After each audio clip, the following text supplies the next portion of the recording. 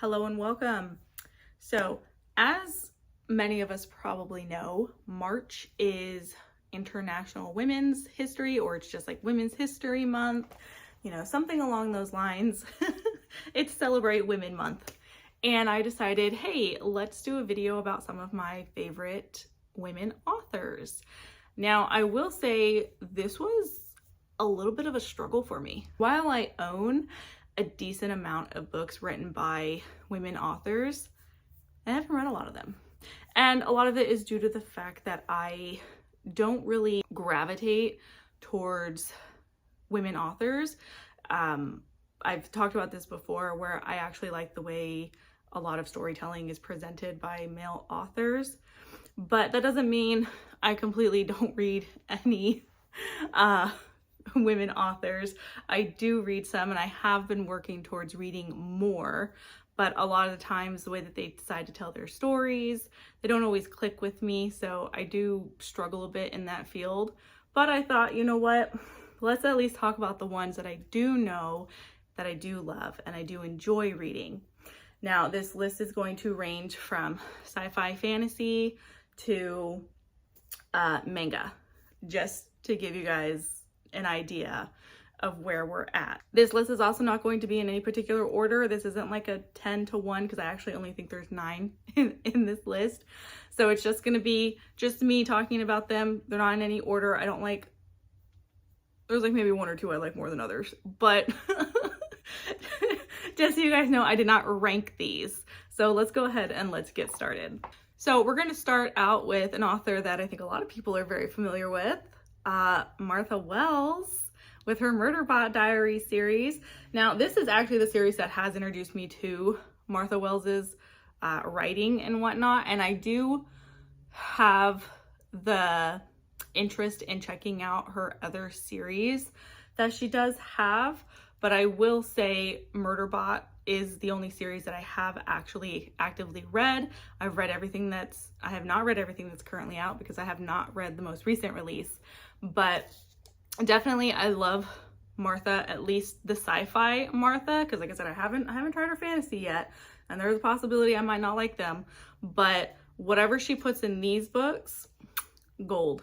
Absolute gold. I will, if she wants to continue writing Murderbot after Murderbot after Murderbot, I will continue buying and eating them up. Simple as that.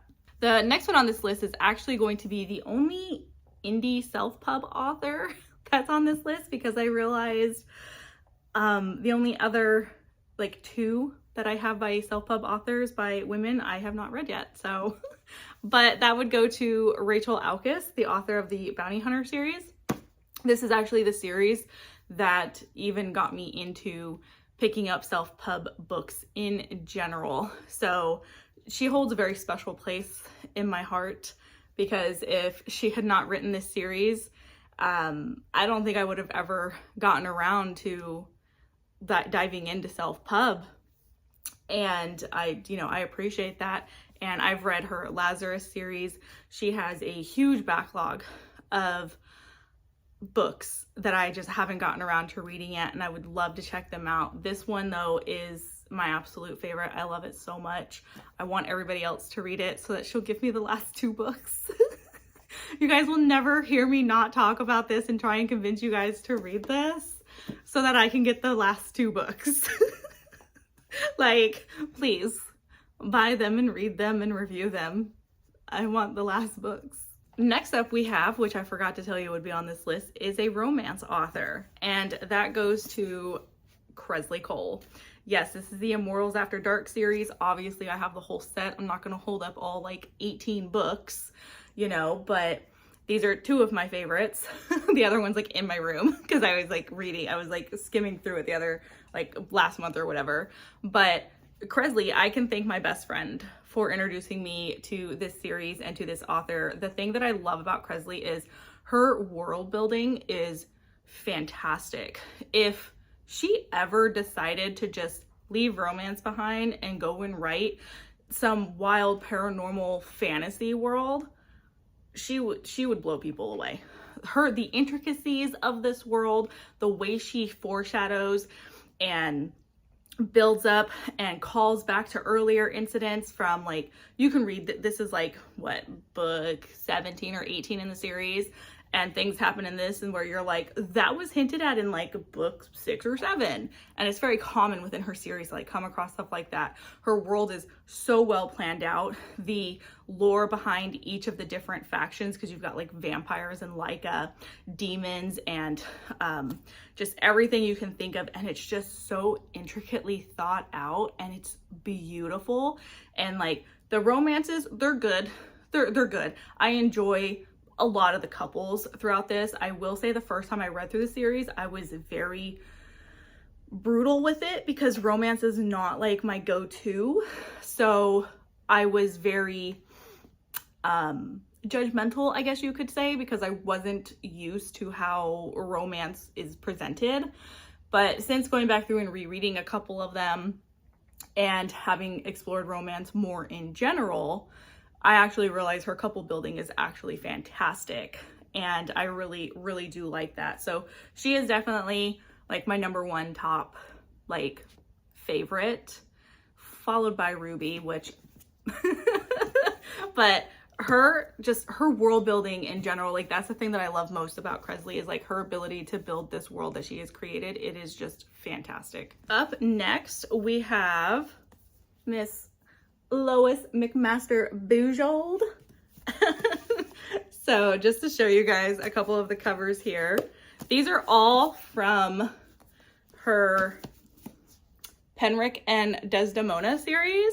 This is one of my favorite covers, and they're all pretty much novellas except for this one. This is the full-length novel one, but it is like 12 books, no, I think it's like 10 or 11 books long, and they're all mostly just little novellas. And what's nice about this particular series, and one of the things that I like most about it, is that it's very episodic. So each book is its own confined story, and you can pick them up wherever, because in reality, the series itself was released where sometimes it would be years into Penric's life, or it would go back to an earlier time in Penric's life. So like you can definitely, after you read the first book, obviously I recommend reading the very first book in the series, because that gives you the background of who Penric is and who Desdemona is and how they came to be together. But after that, honestly, it's kind of a free-for-all with the way it's set up. I probably would say maybe there's 2 of them that you would want to read back to back, because they do have like a continuing storyline. But for the most part, they're very episodic. They just take place at random times during Penric's life. And they're just so like interesting and enthralling and hilarious to read. I do at some point would love to pick up her World of the Five Gods, this is a novella series within her World of the Five Gods. And so it does go over some of the information about these gods that are present within this world, but it's only a piece of it. It's just a small part. But I really love it, and I just find them very entertaining. And so at some point I would love to pick those up. And I know she's got like a ton of other books to check out as well, but for the most part, I am mostly interested in her World of Five Gods, just because I've got a glimpse of it with this one. But I definitely recommend Bujold if you have not, and I definitely recommend Penric just because I've read it and I absolutely love it. Plus Penric is he's a fantastic character. I love him so much. Okay, so next is going to be a manga, and that goes to Q Hayashida. And here we have Dorohedoro, Volume 6 with N, my favorite, and then Dai Dark, the current one that she is working on. What's really fun and interesting, when I was initially introduced to Dorohedoro by my sister, because she was like, oh my god, you're gonna love this, it's weird, it's gritty, it's nasty, and it's just odd. And I was like, give it, girl. I remember when I was first into it and everything, a lot of people kept thinking Q Hayashida was a man, because the style is very nasty and gritty and just, you know, like you look at a lot of this stuff and you're just like, ma'am, it's not something that you would normally associate with a girl, even though there's plenty of girls that are into just like the weird, the gritty and everything. Like clearly I am. But yeah, like I remember when I was like doing some research, a lot of people were like, Q Haishi is a man, it's a man, it's a man. It's not. Q Haishi is a woman. And just their storytelling is very interesting. And I always recommend Doro Hidoro. It's weird, it's off the wall, it's fantastic. But Dai Dark is also just as great. And the art is another plus. Like her art is just freaking fantastic. The detail that she goes into on some of these panels is wild. So if you're looking for manga to try out, I recommend my girl. I recommend this right here. Next up, we have one that I have loved for a very, very long time. And that's my girl, Anne McCaffrey. That's right, my girl, Anne McCaffrey. I love the Dragon Riders of Pern. The Harper Hall is actually the series that I was introduced to for Pern. I remember coming across it in junior high. It was like junior high, high school.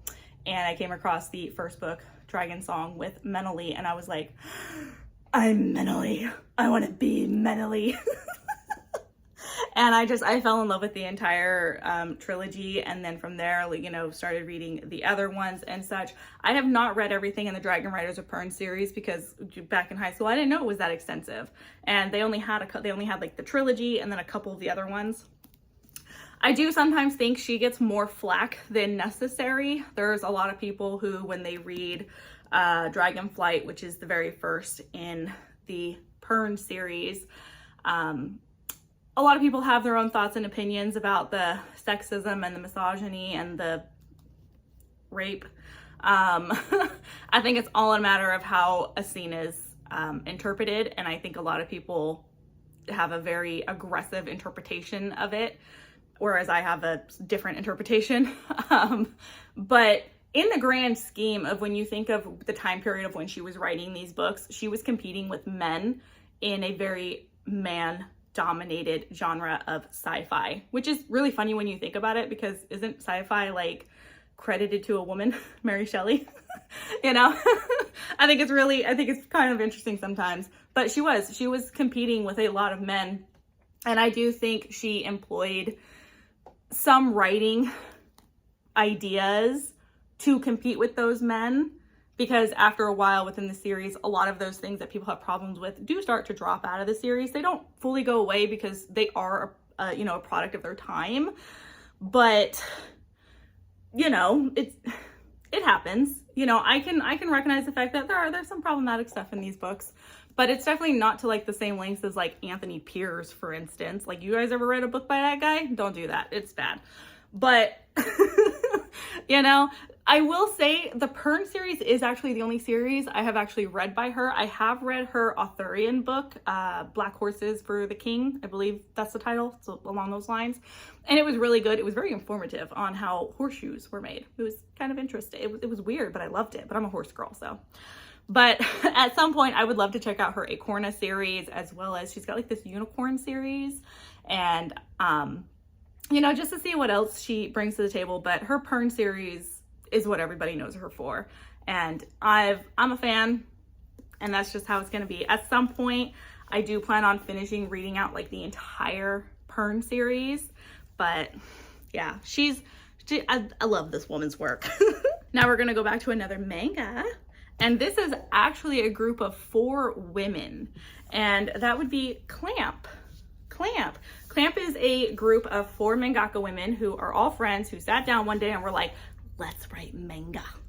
Let's draw it and let's do it. And they went from there. So one of their most prolific ones that they are known for is Cardcaptor Sakura, and is one of my just all-time favorites. You know, I'm a Sailor Moon girl. I love Sailor Moon. But if you were to ask me who my favorite magical girl is, it'd be her right here. It'd be Sakura. There's just something about this girl that I love with all my heart and soul. And then of course they've got things like Clover and Magic Knight Rare. There's also like Wish and so many other ones. I will say, if you're going to pick up anything by Clamp, expect some gay.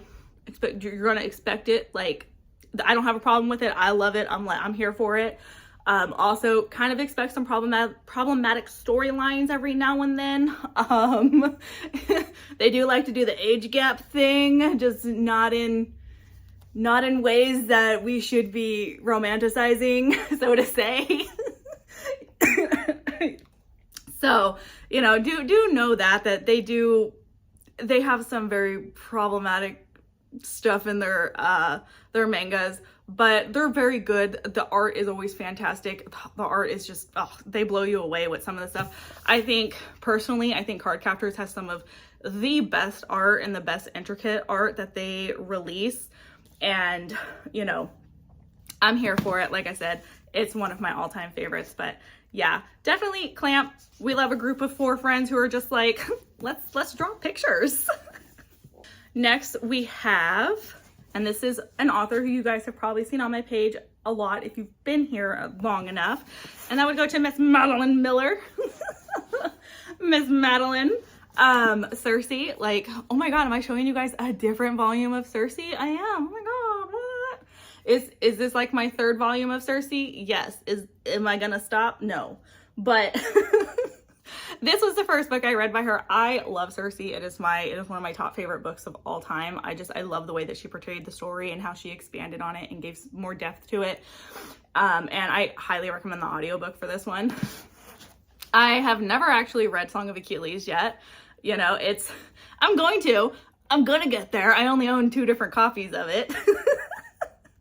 You know, these are anniversary editions if you guys are curious, but you know, I know a lot of people love this one. What's funny is, you know, a lot of people are like, oh, if you like Circe, you're not gonna like Song of Achilles. If you like Song of Achilles, you're not gonna like Circe. But I am hoping that I'll at least like Song of Achilles to a degree. And then of course I have Galatea by her as well. This is a short story. This is such a fantastic short story. It's like barely 50 pages, but it is so impactful and so powerful. And what she does with the story is just, it's beautiful. And I loved it. I ate this up. I was like, oh my god, this is the best thing ever. I love the way that she writes the Greek mythology. She makes sure that whoever she's focusing on does not lose focus within the story and they stay center throughout it the entire time. I think her prose is absolutely beautiful. And she's one of those authors that when it comes to Greek mythology, I will pick up whatever she puts out. And I believe the last I heard, she was supposed to be working on a Hades and Persephone, or at least a Persephone story. I don't know if it is for sure Hades Persephone, but I do believe it's at least Persephone. I'm not the biggest Persephone Hades fan, but if Madeline puts it out, I'm gonna grab that. After that, we have an author who I actually discovered, I would say, 2 years ago? And that would go to Miss Patricia A. McKillop. Oh my god, you guys. I love this woman's work. I think I'm only missing 2 out of her hardcover collection because look at this. Look at these. I would show you the rest of my collection if they weren't currently wrapped up, but this is actually the first book I read by her, The Forgotten Beasts of Eld. This is actually like her most popular one, I would have to say. And while I had some issues here and there while reading it, it's one of those books where after I finished it, the more I thought about it, the more I loved it. The more I was just like, that was an amazing story. Like everything about it. One of my favorite lines of all time, like romantically, is in this book. And I think it is just gorgeous. And it just like sets off feelings in me. And I'm just like, oh, why is this writing so beautiful? And that's the thing, like she has a very pretty, beautiful prose. And it's very romantically fairy tale reminiscent. A lot of her stories have that vibe to them. They do not always end in a happily ever after. I'm gonna tell you guys that right now. Like, don't go into like thinking her romance story, like these are not romances. They're, like I said, they're like fairy tales, but there's always some kind of romantic piece to them. I've read this one and this one, and I've also read her Riddle Master of Head. I've read that one as well. I have not read this one yet. It's actually one of the ones that came in around January when I ordered it, so I haven't gotten around to it yet. But there's always some kind of romantic element to her stories, but like I said, all the ones that I've read, they don't end in a happily ever after. but they're there, they're in the story, they're beautiful, the stories are beautiful, and there's just something very serene that I just love about her writing that I'm just like, I'm gonna eat all of this up. And that's what I'm slowly working my way through. So if you're looking for that kind of vibe, I definitely recommend Patricia. But even not, I just recommend giving her a try altogether. There's just something different about her that I'm just like, I can't pinpoint it, but I love it. And then the last one is another manga, and it's one that you guys have probably seen me talk about before, but that would be Kazuya Minakura. And she is the author of Sayuki, and she's also got Wild Adapter. There's also Sayuki Reload, and then there's like Sayuki Genzo Maiden. She's got, the thing that I love about Minakura is she is her own biggest fan. Like when she created these Sayuki boys, she said, this is it, this is life, we're done. All she wants to do is just draw these guys like all the time. And I have followed her for the longest time. I have watched her art evolve over the years from when she initially started to what she was currently. And just seeing the progression of her style just get cleaner and cleaner and crisper and just like her really like find her place, I was like, this is fantastic. Like I even have art books, like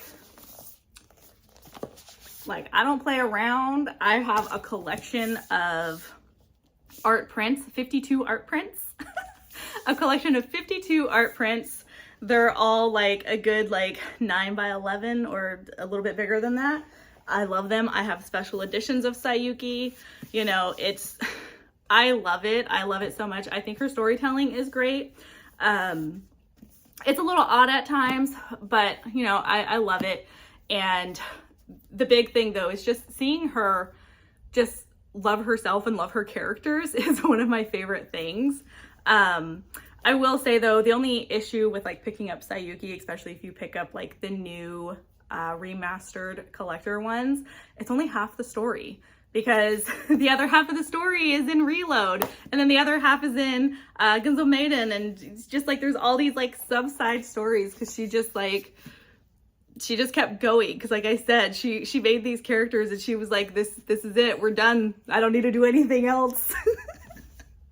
But she is definitely one of my all-time favorites, always will be.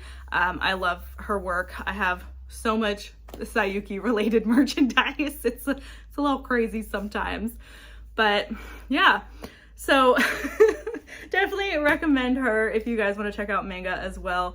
The Sayuki one is the it's a retelling of the Chinese story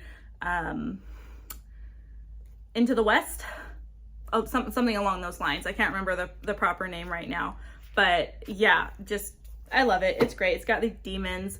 It's got a gun-toting smoking priest. He's my favorite. You know, yokai. I'm sorry, they're yokai, which is the Japanese word for demons. You know, but yeah. Anyways, those are all of. That's like the brought down tiny small amount of female authors that I'm like, yes, I absolutely love. I love. And that's just because I haven't explored as many as other people. And like I said, it's something I'm definitely working on. I'll get there eventually. But yeah, I hope you guys enjoyed this. If you guys have read any books by any of these authors, let me know. If any of them sounded interesting, let me know as well. And like, subscribe, comment, all those things. And I will talk to you next time. Bye.